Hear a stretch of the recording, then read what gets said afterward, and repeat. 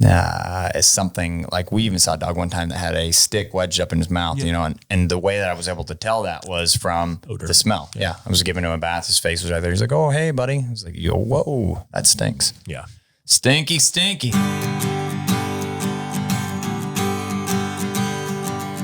All right, everybody, we are here for this week's YAWA, and it is going to be just a little bit of a change up. I'm up here in South Dakota. Got my buddy Peter Armstrong DVM, the doctor, is in the house. Perfect. And we're going to answer some vet-based questions today. He adds, you know, just a little bit more, I don't know, knowledge to that category than I do. So it's kind of fun to be able to pull some of that. I've got some experiences we can tie into it, but ultimately this is the man. And I appreciate you being on. You bet, man. Thanks for having us up. Well, we had a really good last 3 days of hunting. It's been awesome. You couldn't have asked for a better opening weekend here in South Dakota. And it's been nuts. Most of the crops are out. The weather's been fantastic. We had a little windy first day, but it's cool. A little windy. It was real windy. It was a little windy. Yeah. It was like 30 mile an hour plus. Yeah. But the hunting it's cool. Was awesome. Yeah, the hunting's awesome. We're seeing a lot of birds. Birds held well. Mm-hmm. Dogs worked well. Mm-hmm. Yep, it's a good time. It's been really, really, really good. So we're having a lot of fun. We thought we'd take just a quick minute here to answer some of y'all's questions that we get on a regular basis. And when we've got experience to do that, we're going to go get rolling. Cool. So the first question that we have, and this is one that we get a ton, it's about spaying and neutering dogs. And a lot of times we've talked about this before. Yeah, we have for sure. And, you know, we talk about the fact that the dogs should be older, but yet people are coming to us saying, hey, we watched your video, but our vet's recommending that we do this at a younger age. I think let's talk about why that is. So traditional answer, right? So let's say for the last 30 years, right? Mm-hmm. Everybody's gone through 25 years. People have said the answer to when you spay or neuter your dog, 6 months old. 6 months, That's the answer. And that just came from a surgery side. That's a really easy time to do that surgery. There's not a whole lot of blood vessels to everything at that point. Interesting. Makes the surgery a little easier. Typically the dog's going to be smaller. And so it's a lot more fun of a surgery to do than versus a dog that's, 90 pounds and you're trying to do a spay and neuter. Sure. And potentially at that point in time too, a little overweight. There's more stuff to work around. For sure. So that's always been the traditional answer. So we've worked, there's been some research to say, maybe there's some indications that we see more ligament injuries and more problems associated with soft tissue injuries. There's a huge study with golden retrievers, I think, was a big one. Yeah, theirs was based more around cancer.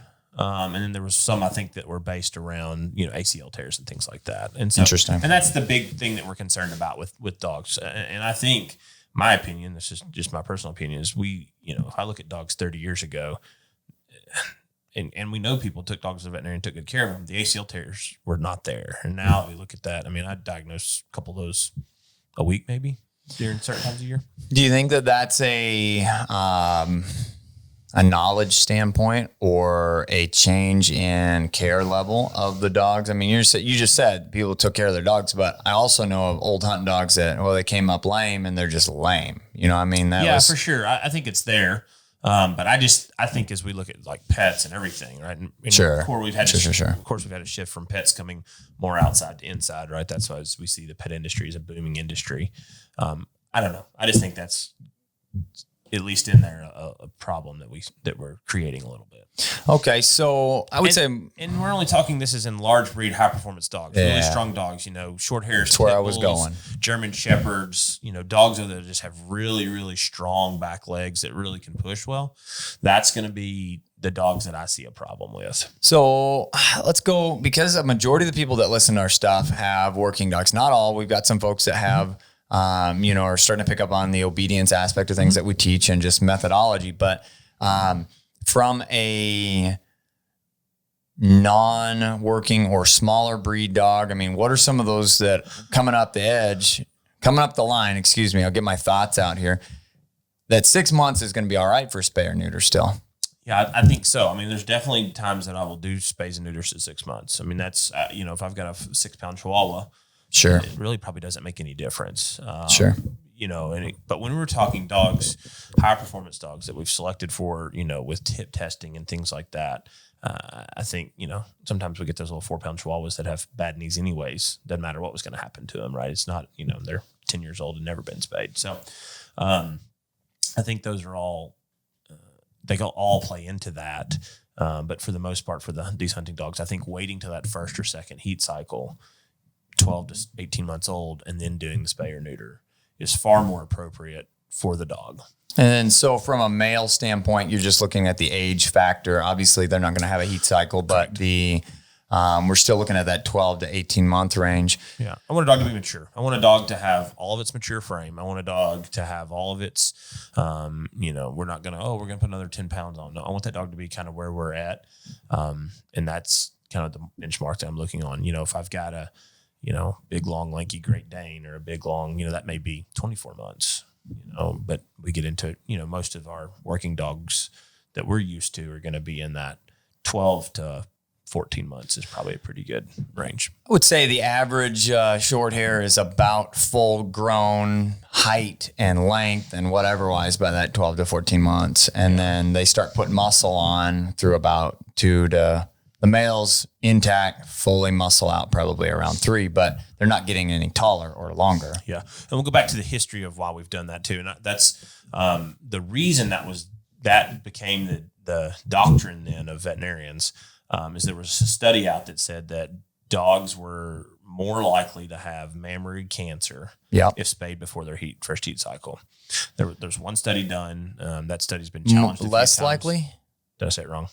So they were less likely to have cancers if they got spayed early. Yeah, sorry if I said that wrong. Yeah, you said more. You said more likely, yes, less likely. So it was healthier to do it early. Mm-hmm. Okay. And so that's the study that kind of based on that. Spay your dog at 6 months, went to mammary cancer. But that's that study's been challenged some. I would be wrong to quote here because I don't know the statistics on it. Sure. But I know in my own experience, I see mammary cancer in dogs that are spayed or not. But the gist of the things that I've read or seen is that there's an increased chance with each cycle, and it gets exponentially worse. So it's like a 99 to 93 to whatever.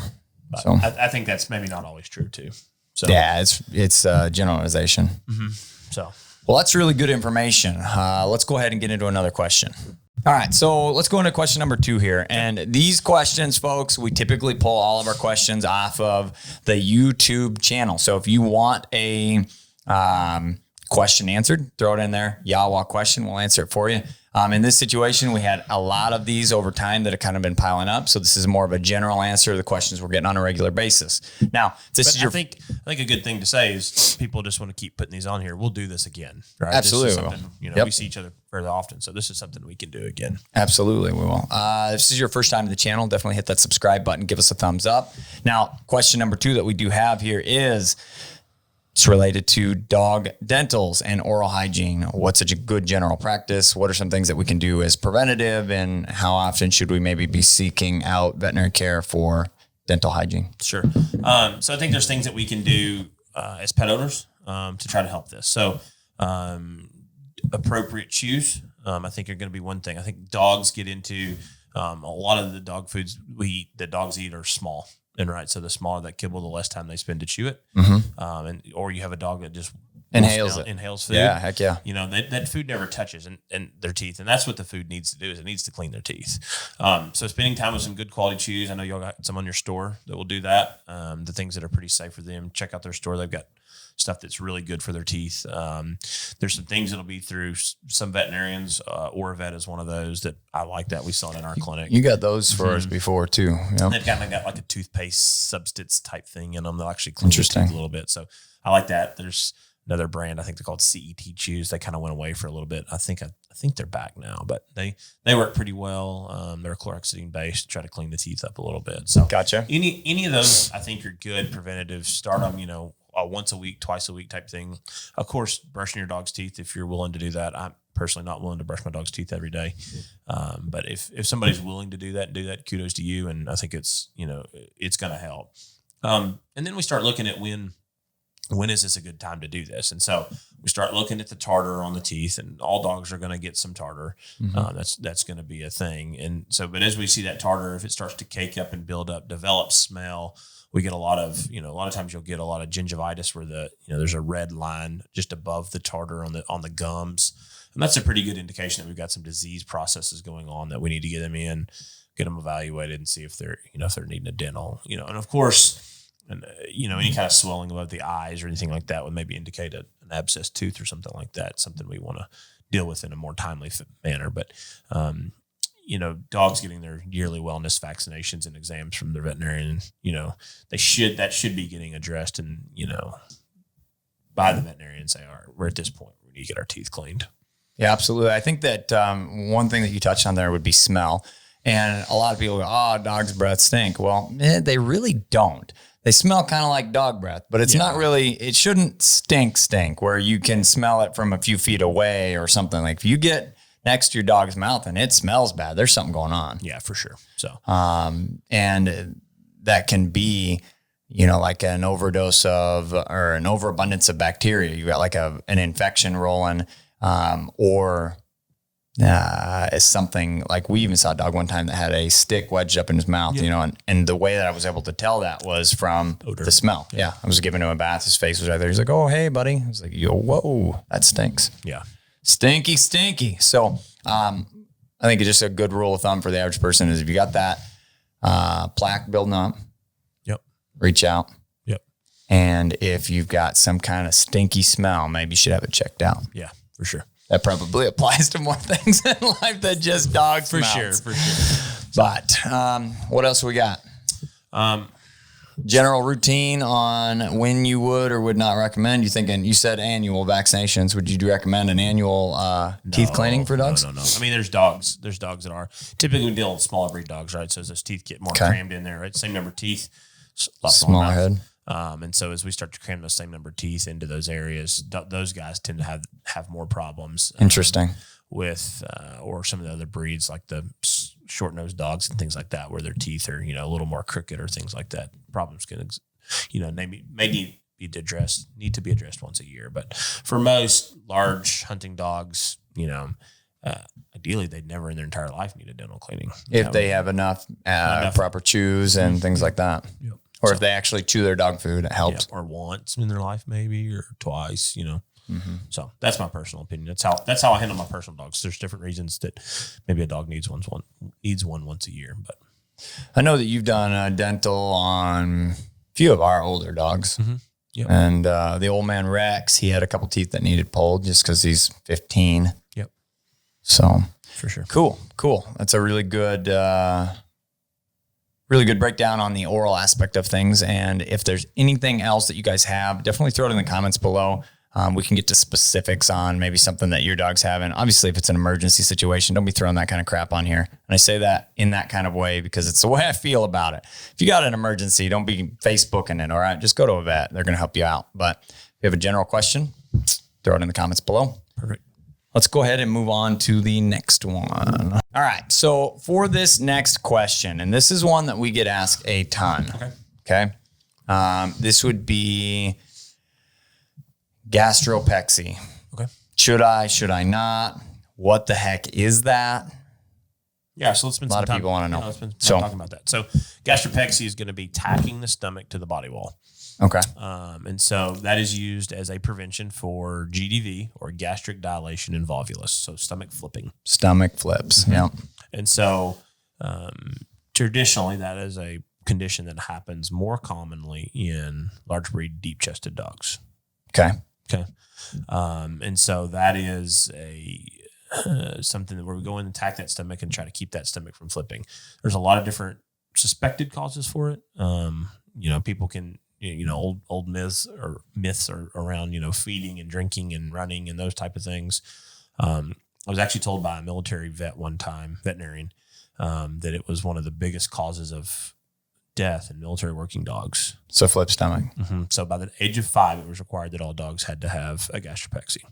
Interesting. Very interesting. So again, deep chested, bigger dogs. Average shepherd size, probably 90 to 120 pounds. Yep. So big, deep chest. Somebody may correct us on that statistic. That may not be true anymore. That was easily a 10-year ago statistic, but that was at least protocol then. So sure. And so those guys, those guys go in there and attack their stomachs, and then try to prevent that from happening. But interesting. It is an emergency when it happens. So when the stomach flips, it is an emergency. What kind of signs are we looking for out of the dogs? Vomiting, lots of vomiting, retching. And if you think about it, the stomach is kind of flipped and tripped on itself. So nothing is exiting the stomach. And the stomach's response is to put more fluids into the stomach. And so they're just producing lots of volume. They get really shocky really quick. And like when I say emergency, like they'll oftentimes die in a couple of hours. Whoa. I mean, it's like real bad deal. So those guys, you know, if not fixed very quickly and then need to go into surgery very quickly, becomes very life-threatening. So saying all that, scary disease, scary process, you know, when is the right time to gastropexy these dogs? I probably gastropexy 90% of the Great Danes that I spay and neuter. Sure. So those guys are going to fall into that. Big shepherds, we're going to do those. Don't do a lot of bird dogs. Maybe that's just I don't see a whole lot of problems with it. I mean, if you came to me tomorrow and said, "Hey, should I bring you my short hairs and gastropexy them?" I would say no. So I don't think it's an overly big concern for me in some of these working dogs. We get into the bigger, deep-chested Labradors, those 90, 100-pound Labradors. Weimaraners would be one that kind of fall.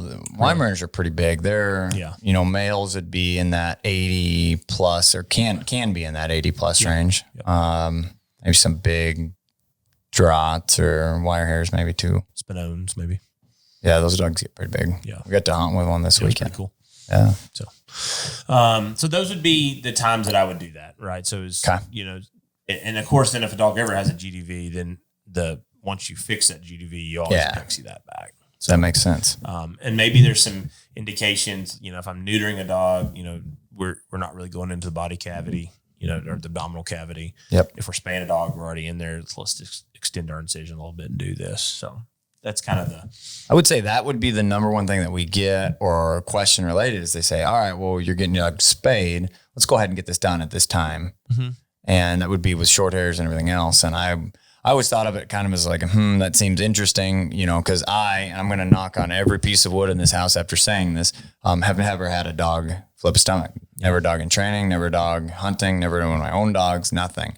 Never seen this firsthand, but I know that it happens. Yeah, it does. So, it's never a wrong deal. I mean, it's prevention, right? Okay, so it's ounce never prevention. Yeah, it's never a wrong deal. I would never tell somebody, well, no, I'm not going to do this to your dog. I mean, if you have a large, deep-chested dog, it's never going to hurt a thing. Probably wouldn't cut them just for, but if they're there, might as well. Yeah, 50-pound short hair, I'm probably not going to do it just because. But if I'm spaying a dog and somebody's got a legit, you know, is concerned about it, let's do it. Yeah. So, okay. So we've covered what the gastropexy is, which is the actual surgical process. We'll see if I can even say surgical, right?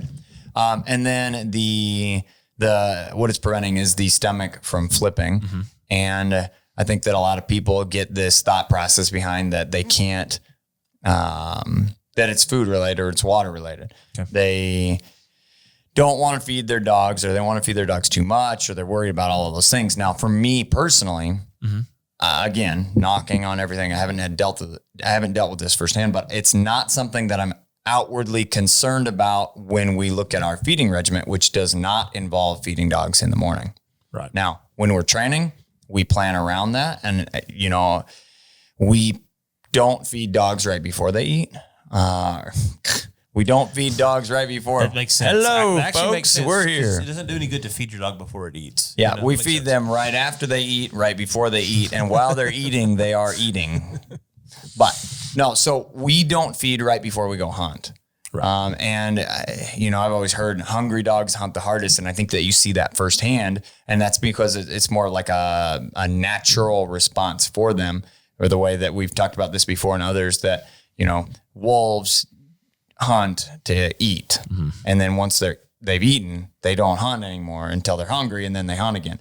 And I think that even goes into me personally. Like, I'm abnormal this way, but I don't think that there's many people that would argue with me that, let's say you eat you're a normal breakfast eater, right? Mm-hmm. You eat a giant breakfast though. Let's eat a lot. Yeah. and then you go walk. You're like, oh, I've got this, stuff in my gut. Don't feel fantastic. If you eat a light breakfast, you eat a little bit, and then you go walk, you feel a little better. Right. You walk, you get hungry. But me personally, I feel a lot better if I have nothing in my system to begin with. Right. And I feel like our dogs run that way. And then we end up feeding all at once at the end of the day. Now, when we're here, we don't hunt. It depends on the groups. There's a lot of variables to it. There is no black and white in dogs. There's no black and white in dog training or handling. There are some situations that we try and make black and white from a training standpoint to make it sink in faster. But the fact of the matter is everything evolves, everything changes, everything is affected by an individual situation. So if we've got a full day of hunting, I'm going to feed them a little bit in the morning. Gotcha. Maybe about a cup. And then make sure that they have time to digest that so that they're not running with a full stomach and then having to poop all day long. Yeah. Because they're going to clean out. That's a natural response. But then if I'm hunting shorter days, and I mean, like, if we're hunting 6 hours in a day, that would be what I would consider a shorter day. Right. Then we're going to feed only once a day, and that'll be in the evening. And we float the food. We push a ton of water on them. We give them water in the morning. We give them water at every stop behind the truck. We're giving them water in the field when it's warmer.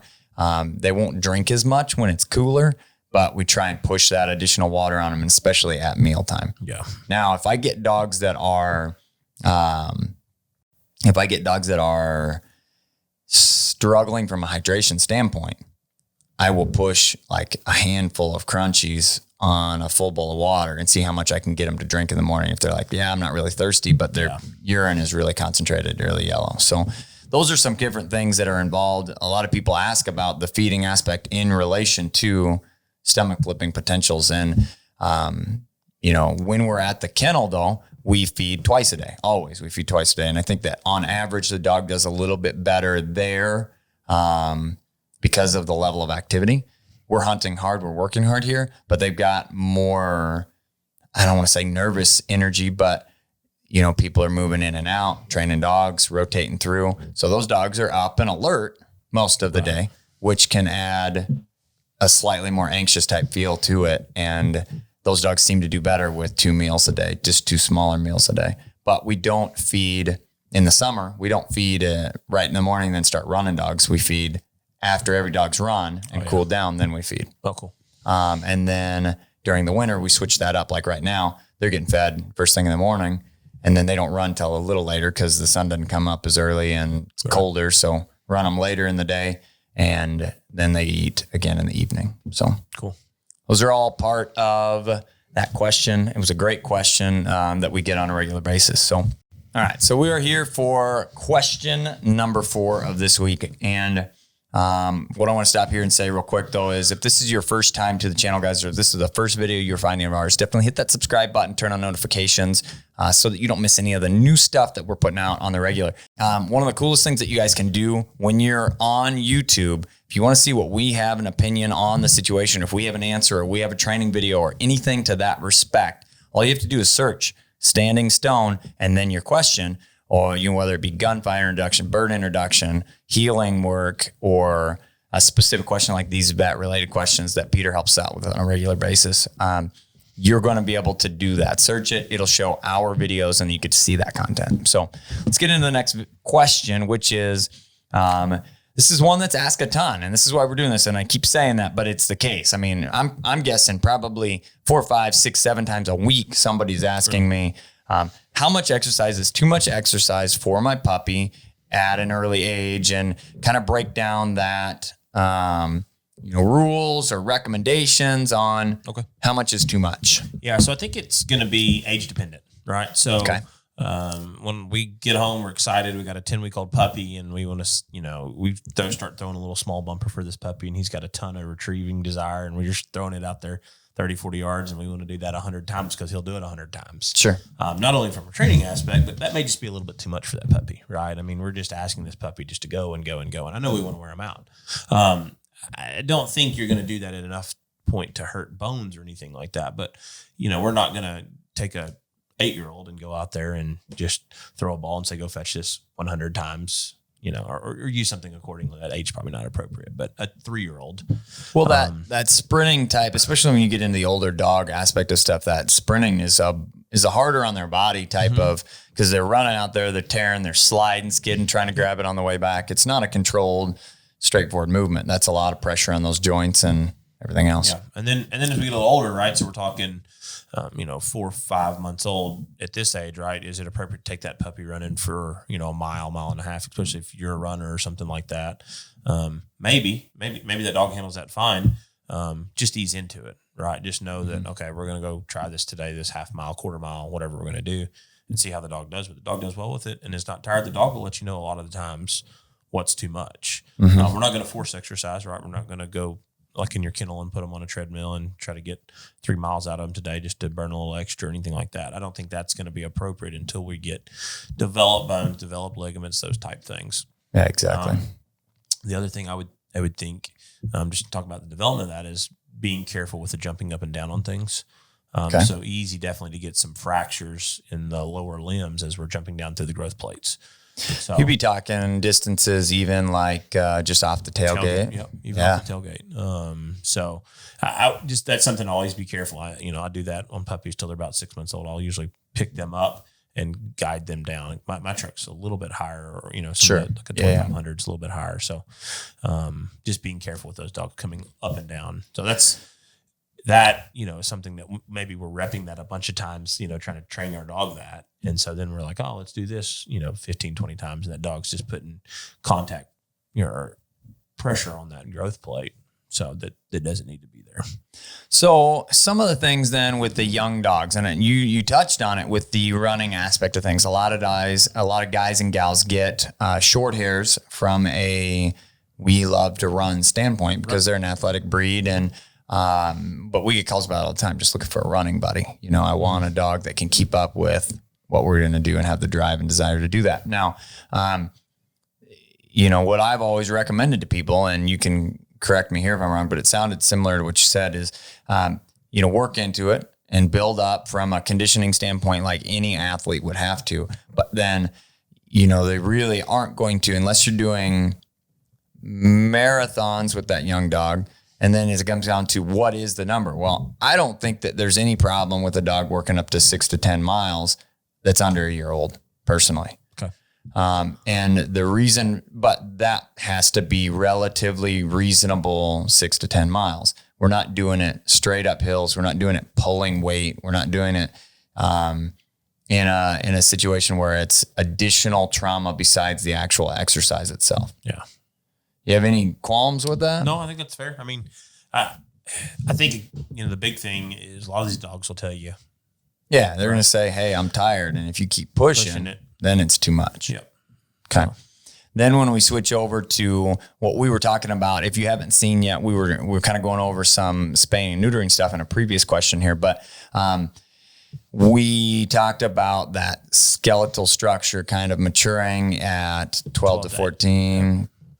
They aren't getting any bigger. And then that full up at 18, they're pretty much there, depending on the dog, depending on, if you got a 45-pound dog, usually they get there, it seems like a little faster. If you've got a dog that is going to finish at 70 pounds, they're probably that 18 to even maybe 20 months before they're fully there. Yeah. So, but those things come into play with that high strenuous activity from a standpoint of like when we show roading with our dogs. I don't do that with any dog that's under a year old. Right. And it's because it is more traumatic. It's definitely pulling and driving and putting more stress and pressure on bones and structural aspect of stuff. Yeah, makes sense. Okay. Then from a moving through the brunt of the maturity of life. So let's say a dog is in that zone, because we talked about 18 to 20 months. Let's say 18 months through about, depending on how good a shape you keep the dog in and how often you're conditioning them, they start falling off that edge, maybe 8, 9, 10, where you've got to start looking at some other things to help keep them healthy. You kind of go backwards in the sense of like those puppies. Those older dogs are going to tell you. I think while you're here, let's stop at the adult age, right? And let's talk about the things that we're doing to keep that dog in shape, getting ready for hunting season, right? I mean, if we, just like us, and maybe, for us, on this trip, we were walking 6-7 miles easily a day. So you got to figure dogs are doing 2 to 3 times that easy. So if you have a dog that's on the ground the entire day, I mean, they're running 15 to 25 miles a day without a whole lot of problem, but we got to get them there. Right. And so I know for me personally, for the last month, I've been taking my dog and running him down the road and running down the gravel road a little bit, kind of toughen up his feet a little bit. And then we're running through the pastures and just letting him tear through everything he wants to try to get him in shape and get him ready. So that treadmill time, that's always a good option to try to get these guys just back in shape. Coming off summer, it's been hot. They haven't been exerting a lot of energy and try to get them back in shape. It's too hot to run them. Yeah, it is. And so it's too hot to swim them even, depending on where you're at. You got to think about that water is 75, 80 degrees. It's essentially they're submersed in 75, 80 degrees. They're not cooling off on that. Yeah, and I think that's a big thing, right? When we look at that is like, what are we doing now or this period of time? What are we doing in September to prepare ourselves so that we don't have sports injuries in October, right? Correct. And so getting ahead of that so that we have, if we tear an ACL at 4 because we weren't ready for it, we're going to have arthritis issues in that leg regardless through life, which is going to then make every hunting season more progressively tough. So those are just things to think about. Now we can go back to, sorry. No. That's exactly it. And what we ended up doing, if you hadn't seen the video already that I put out, you can go check it out. It's, I believe, called Hunting Dog Health Preseason Conditioning. So Standing Stone, you can search that, Standing Stone, and I'll look it up here and make sure, but it's preseason conditioning, basically. And we talk about our roading regimen, which finished. And roading for us involves very structured. They've got harnesses, they pull, they're hooked up to the 4-wheeler. We can kind of help control that speed, control where they're running, where they're going. And we can do multiple of them at a time. Right now I've got it set up that we can do 2, but I've got a new unit in the process. And by unit, I mean apparatus that attaches to the front of my really nice 4-wheeler that I bought from Peter, actually. And I'll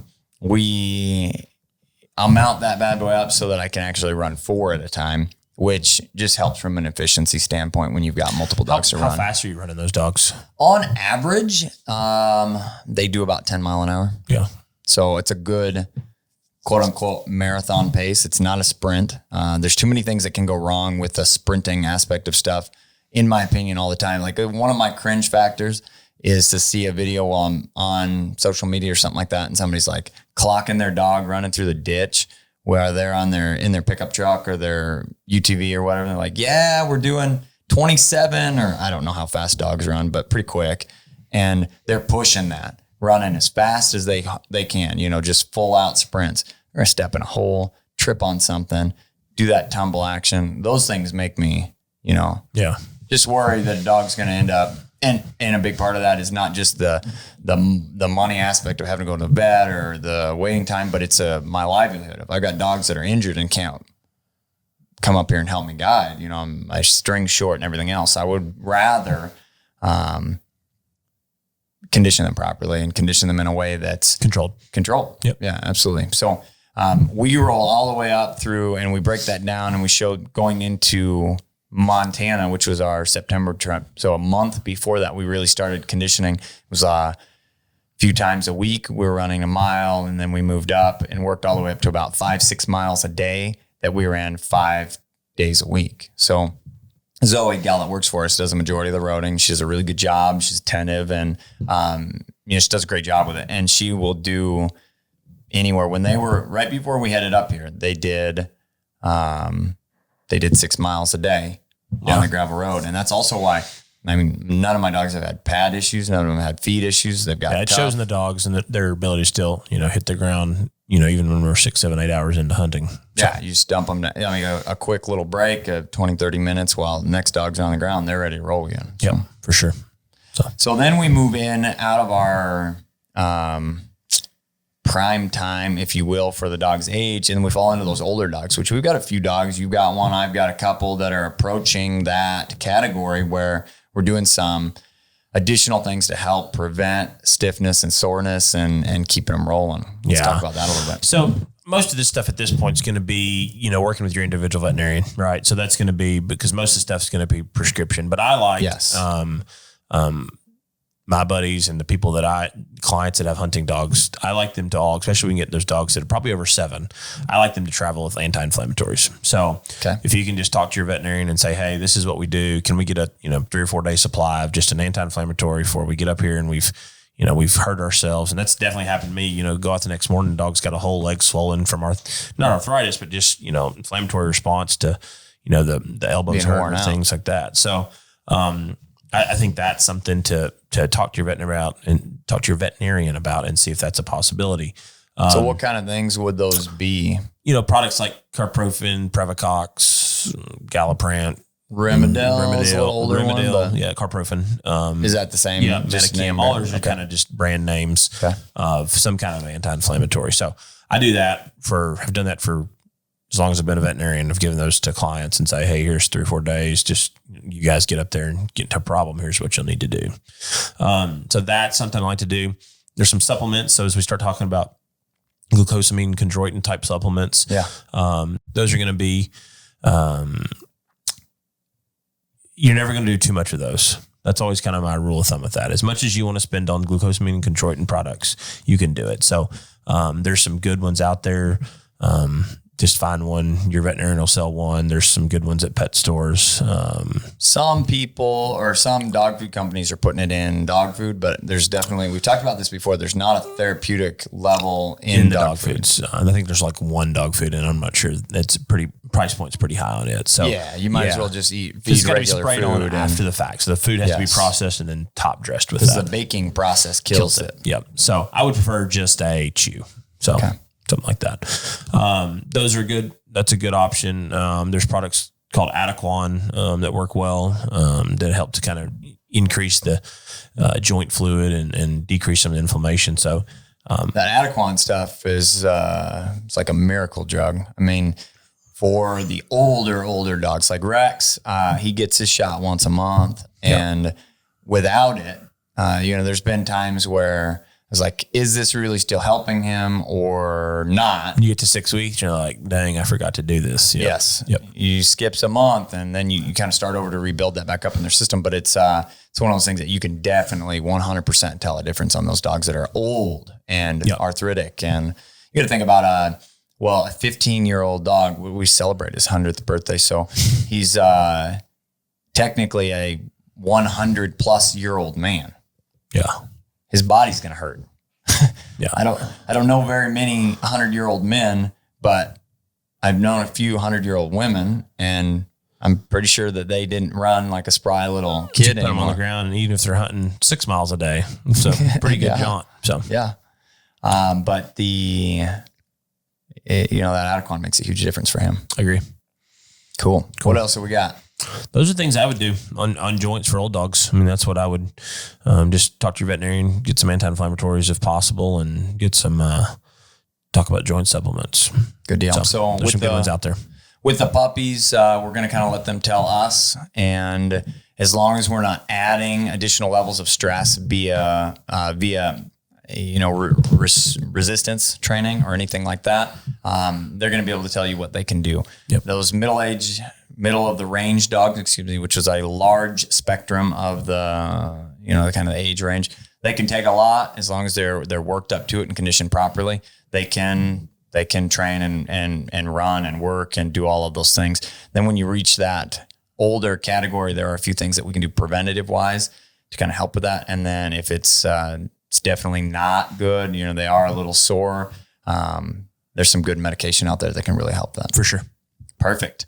It's a great question. Let's see what we've got time for next here. All right. So we've got another one, and this one's probably going to be a little bit quicker one here. This is something that gets brought up on occasion, and it gets brought up more around, I would say, breeding or breedings, because it's a thing that gets seen not only in adult dogs, but more commonly brought to attention with puppies. Now that's going to be hernias. Let's talk a little bit about how they can come about, and some of the things that can be done for them, and some of the things that can happen if maybe they're not taken care of. Okay, sure. So hernia, just explain that to people. So that's just a hole in the body wall. So it can kind of be anywhere. But typically when we're talking about hernias in dogs, we're talking about umbilical hernias. Okay. So their belly button, where that came through. So dogs are attached just like us with a really good cord to mom. Yep. And so as mom cleans those dogs and over time that will kind of dry up and then that goes away. There's definitely a genetic predisposition to it. So those dogs are going to then not pass it on to everybody, but they're definitely going to pass that on to some of the puppies if they're bred and kept. Okay. I think there's also times, maybe it's not always genetic. I think there's times that like a mama will be in there cleaning up a little too aggressive, first time mother or something like that, and she'll just be in there and she'll chew on that umbilicus a little too much or tear something, and because it's still just an open little hole. I mean, if you a day-old puppy, that hole to that is the size of the end of a pencil eraser probably. Sure. So it's a decent sized hole there, and so if mom causes some trauma there or there's some kind of problem there and then just a natural whelped litter, then you get that problem where that hole doesn't close all the way, and then oftentimes what comes through that hernia or hernia sac is a little bit of omentum, which is the fatty substance inside the stomach that kind of plugs everything. Omentum? Omentum. Okay. That plugs holes. That's its job. So you'll get a little bit of omentum in there. And then in these bigger ones, a lot of times we'll just get intestines sitting there. And so the general rule, let's say you get a dog and you bring it home and it's got a hernia.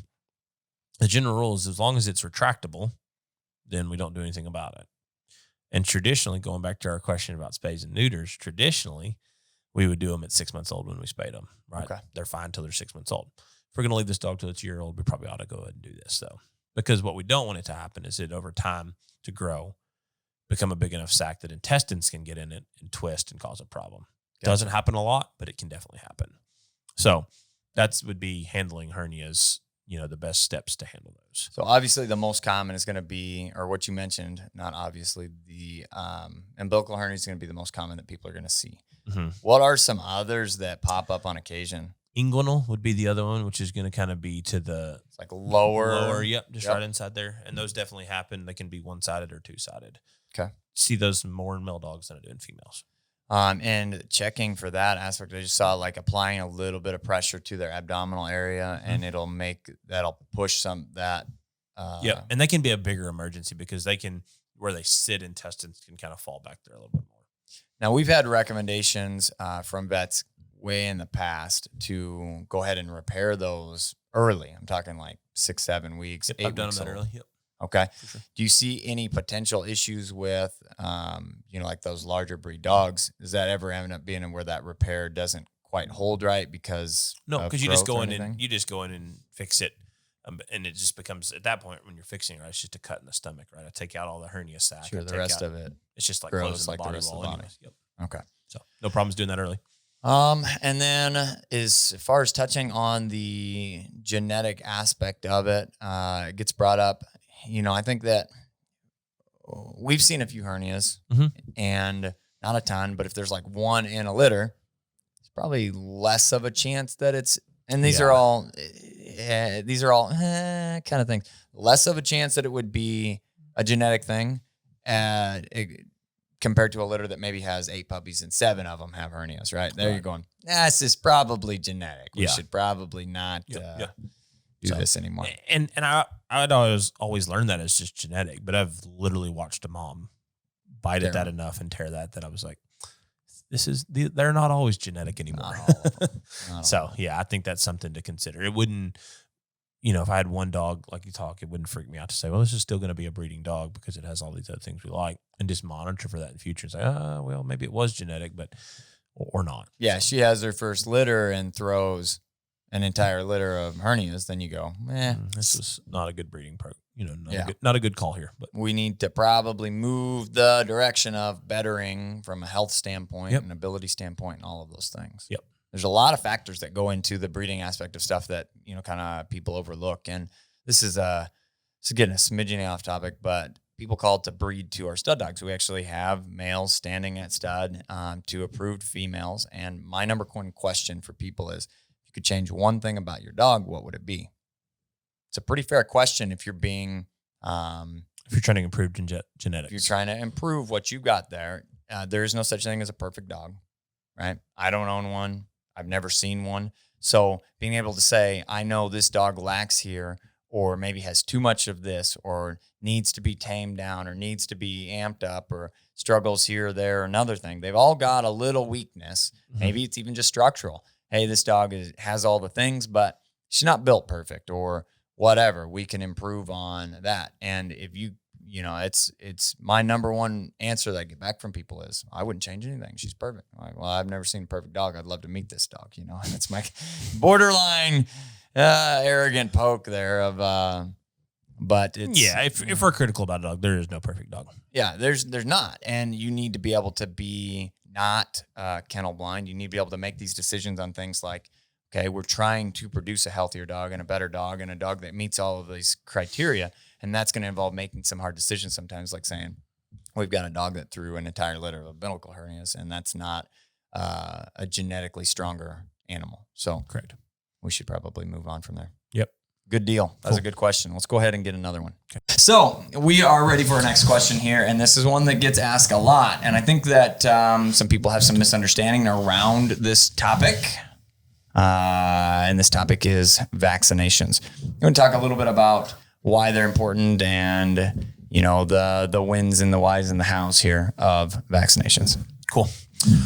So I think we talk about, vaccinations, talk about core vaccines and what we need. We're providing puppies to get puppies initial immunity to protect them from the things they'll come in contact with. So commonly called parvo vaccinations. That's what lots of people call their parvo shots. But this is going to be a combination shot that includes parvo, distemper, adenovirus type 2, and parainfluenza. So those are the ones that we're trying to keep out of our dogs. Parvo probably being the biggest one. Adenovirus and parainfluenza we don't see a ton of. It's adenovirus, not adenovirus? However you want to say it. Oh, I didn't know. I've always pronounced it adenovirus, and I like to learn. So. I've always called it adeno. So pecan maybe. Okay. I think that's probably fair. Okay. And then we see occasionally distemper and definitely see a lot of parvo. So parvo is a really strong virus in the environment and can be picked up lots of places. I always say you can pick it up on your shoes at the grocery store. It's that strong of a virus. And so my principles around vaccinating dogs is that I want 3 to 4 vaccines in a puppy from 6 weeks to 16 weeks. Why? So however that falls, we will do that.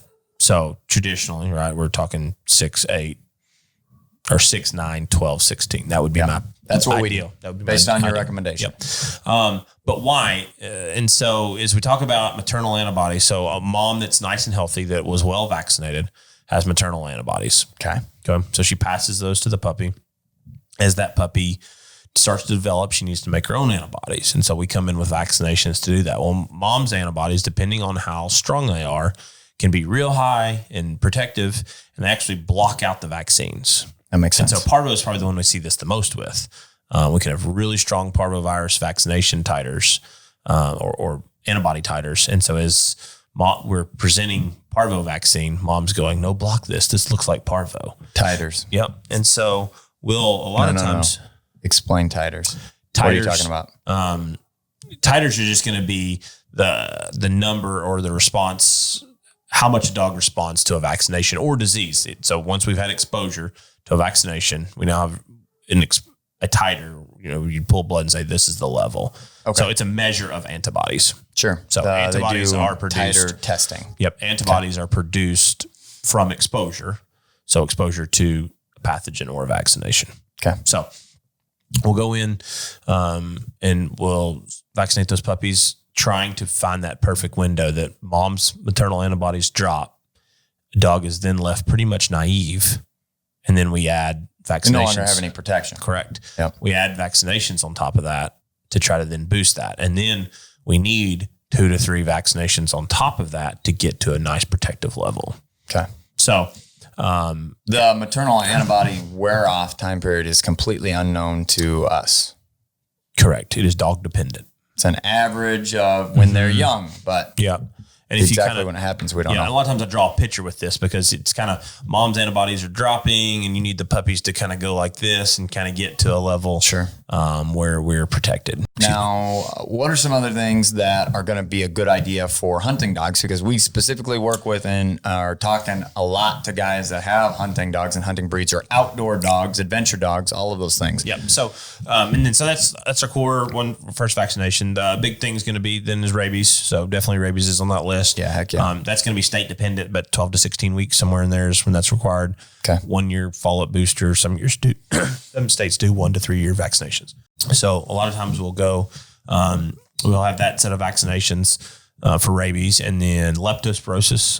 There's going to be a couple different strains. Depends on where those come from. So whether it's a raccoon or a mouse or things like that.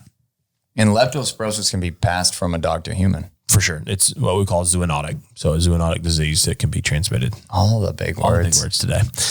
So lepto typically causes kidney failure. And so you'll get a 2 or 3 year old dog that goes into kidney failure, and it's often to lepto. So yeah, it's a bad deal. So most vaccinations can have that combined with it. So lepto would be something that we add in that. And typically for our puppies, we're going to do that in that last 2 sets of vaccinations. That just tends to be where we fall or place that vaccination. Okay. And then that one can be repeated annually. Yep. Corona. That's kind of a weird thing to bring up with all the stuff that's going on, but it is something that's included is included in some puppy vaccinations. And that's going to be, is not going to be considered a core vaccine. Okay. Will be in the shot that you get is not we add Corona into that. Gotcha. And so that's going to be some puppy breeders is going to be dog dependent, kennel dependent, things like that. So we give that, it's an earlier on disease. So the way that I give it in my hospital is we give it at the first 2 vaccinations, and then we drop the Corona because typically we don't have the maternal antibodies to it. We drop the coronavirus because we typically have enough protection, and then we add lepto. Interesting. Now there's other things that we can vaccinate for. Bordetella. Bordetella. So a lot of times, we're going into like multiple different ways that you can give that though now. There's multiple different. Bordetella is kind of always been a kennel cough vaccination. But Bordetella can be multiple things in a Bordetella vaccination. Okay. So that just depends on the dog, the veterinarian, the type. I use just a straight Bordetella vaccination though. So what about the dogs that are vaccinated with Bordetella and get, no. I'll get to that in a second. Let's continue. There are multiple different ways that you can get these. There's an intranasal, an oral, and an injectable. Okay. Variances in what's in them per manufacturer, route of administration. The nasals and orals work really well. I'm not a huge fan of the injectable, but lots of people use them, and I think they probably work well enough. But I like the immunity for that bacteria to be in the nose. You doing twice a year, once a year? Depends on the dog and the situation. So like in our boarding facility, we only require it once a year. Gotcha. Now, what I was going into, I was trying to jump ahead there. Dog that has a Bordetella vaccination and gets kennel cough, Bordetella. Yeah, that's the point, in that there's a lot of different bacterias that go into versus just straight Bordetella. So all I'm getting at with that, folks, is that, don't get all bent out of shape like your dog wasn't vaccinated properly or any of those things. There's a lot of strains of what's going on there. And there is still a chance, as well as those things evolve faster than what the vaccines can. You know what I mean? And parvo's a good one with that. We talk about maternal antibodies again. I mean, I've seen 5-week-old puppies that had parvo, and I was like, there's no way this is parvo. The dog's maternal antibodies would have covered this. We'll come to find out it was a stray dog who'd never had a vaccine probably in her life. She may have never even been exposed to parvo. They got a 5-week-old puppy who gets it and gets exposed to it, and then we have parvo. And then I've seen 16-week-old dogs who have had 2 and 3 rounds of shots who still get parvo because mom's maternal antibodies were so strong that she blocked out everything.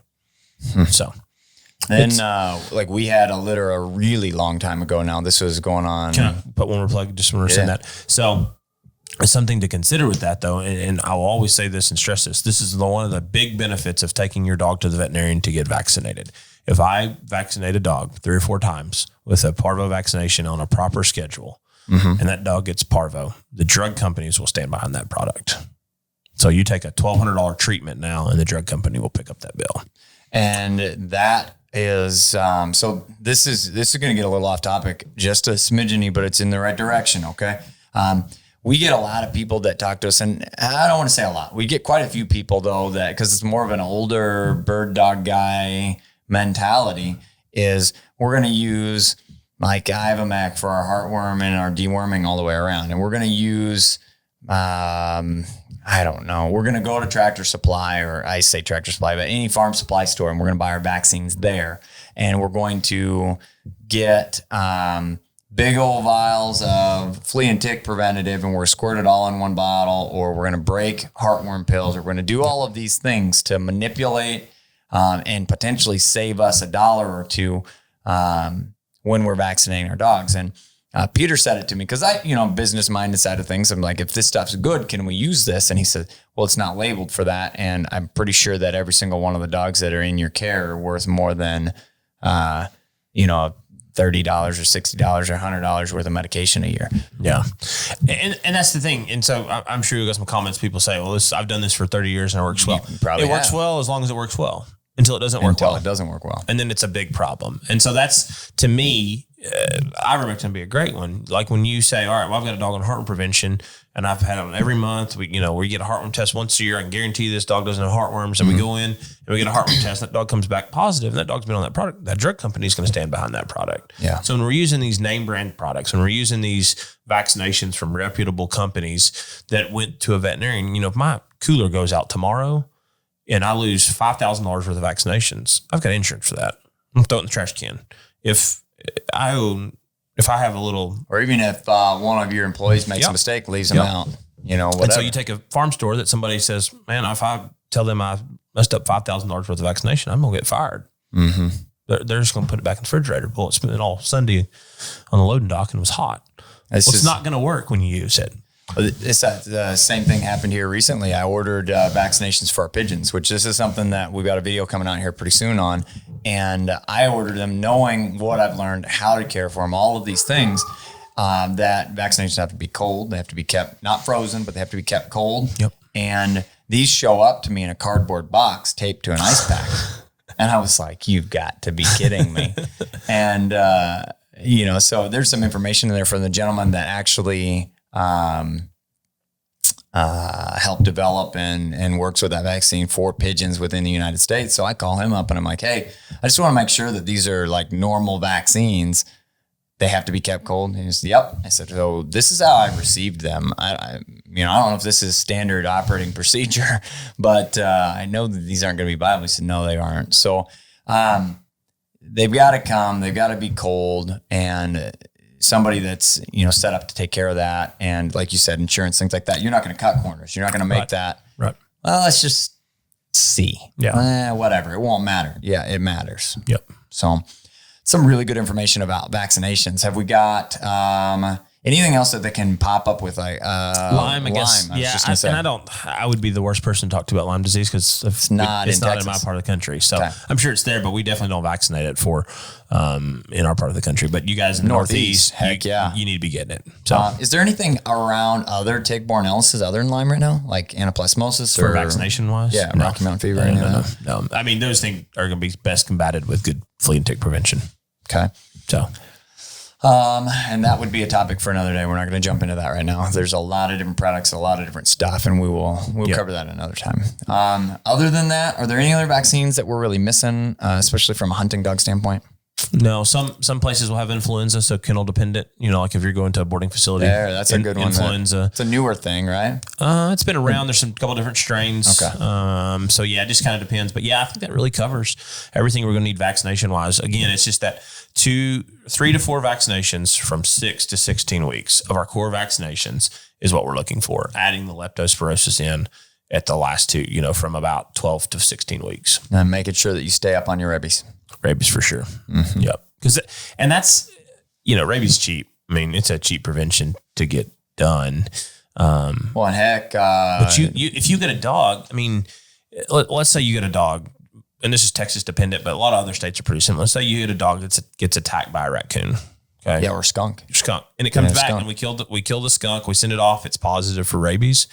And your dog has not been properly vaccinated. Your dog's going to have to be quarantined for 6 months because that's the time frame it takes for rabies to travel to the bite on the leg to the brain. And so that's the time frame that you'd be looking at quarantining that dog in the house. I don't think and most states will let you quarantine them in the house for that one, but still it's a long time just to have that on your mind when a under $30 vaccination covers that. Yeah, and I think that a lot of people don't realize how prevalent it is in those animals. Yep, it really is. I think that North Dakota statistics were like 90-something% of the skunks that get sent in are positive. Yeah, and the converse to that would be is if you have a dog that's vaccinated that gets attacked by a rabid skunk, the quarantine, at least in Texas, is then 10 days.